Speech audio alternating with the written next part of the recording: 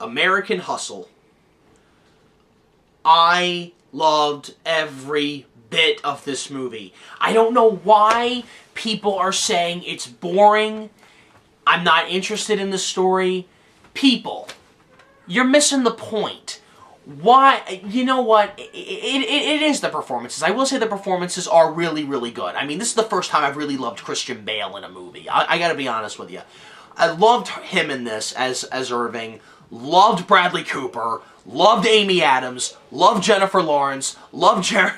I mean, it was just... Even Jeremy Renner. David O. Russell, he is on his way to the top. I loved the whole 70s thing. I'm a huge fan of the 70s, obviously, if you guys haven't noticed yet. This movie, I loved it so much. I saw it 3 times in the theaters. I can't wait to own it on DVD. It's one of my favorite films of the year. Man, was it... I don't know where to start with this. I mean, it was just so good. I loved... I don't know where to start. I loved the soundtrack. I bought the soundtrack. I'm listening to it all the time in my car. I love it. The performances were great. Louis C.K. as, I think he plays Bradley Cooper's boss. He could be his boss. I don't know. He's like in charge of the whole thing. But he was funny in this. He was pretty good, you know. Yeah, I don't know what else to say about it. I'm all over the place with this, but this movie's nominated for 10 Academy Awards, I think, and it's nominated for Best Picture. This might get Best Picture, folks. I mean, like, if you disagree with me on that, fine, but if this wins Best Picture, I won't be surprised. It might not, because of the competition it's got, but I just hope that Christian Bale at least gets the award for Best Actor, because I loved him in this role as Irving Rosenfeld, or Rosenfeld, I forget, I don't know how you pronounce it, but I loved him as this con artist, you know, playing off Bradley Cooper and Amy Adams, and you don't know who's conning who, and it's just so... Even Robert De Niro has a cameo in this, which was great. You know what? Seriously, I've seen it 3 times in the theater. My movie theater is still playing it. They're still playing it, even though the movie comes out in a month on DVD. I might just go to that theater and see it for a 4th time. I just loved it so much. But there's one movie that was a little bit better. I was trying to think, what could be number 1? Could it be American Hustle or this other movie? I was trying to pick. I couldn't pick. I finally had to make a decision. And the number 1 movie of the year, in my opinion, the movie that I loved, a film that I would love to own on DVD, a movie that I would want to see over and over and over again, a movie I just flat out fell in love with. The Wolf of Wall Street. Leonardo DiCaprio better get the Oscar this time. Okay, that's all I'm going to say. That's all I'm going to say.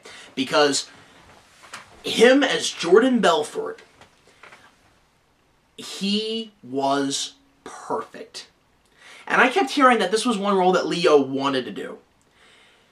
But Martin Scorsese has done a fantastic job once again. So has Leonardo DiCaprio. So has Jonah Hill, who I thought was... I think Jonah Hill's nominated for Best Supporting Actor. It wouldn't surprise me if he gets it. He probably won't, but then again, you never know.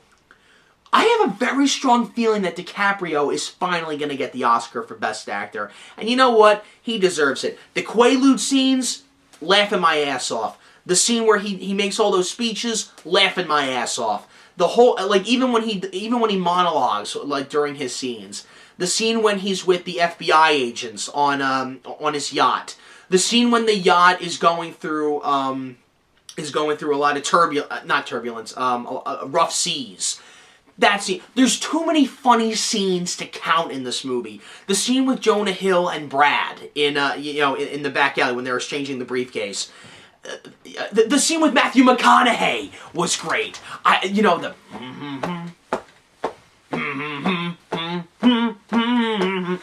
was great. I have that on my iPod. I love that song. there are so many good scenes to count. It's nothing but, it's the F word. I think it has the most Fs ever in a movie. I saw this movie for the first time with my parents. Big mistake. Do not watch this movie with your parents. That's a big mistake. You should not do that.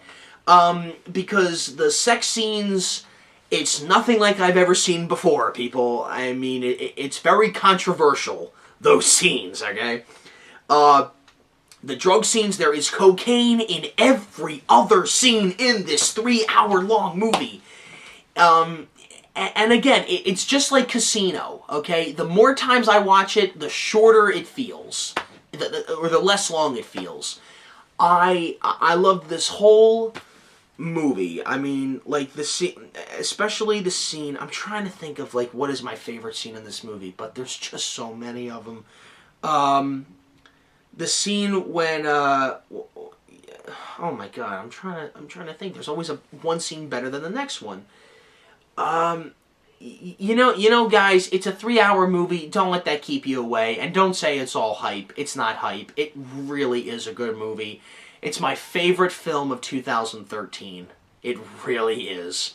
And it comes out March 18th on DVD, and I will be there at Target or Walmart or wherever, or even on Amazon.com, and I will buy me my copy, because it is my favorite film. It has a very strong R rating. It is not for children. No way. But aside from that, now that you know my favorite film of 2013, you're probably wondering, hey, where's Frozen? Where's this movie? Where's that movie?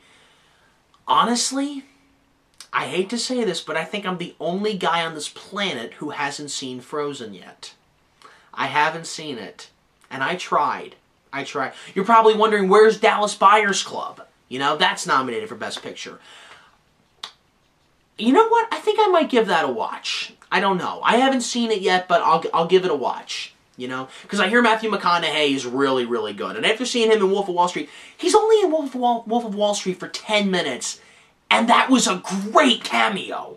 I mean, he was a memorable character as Mark Hanna. He was a memorable character with the chest beating, you know. I mean, I think everybody's going to start doing that now.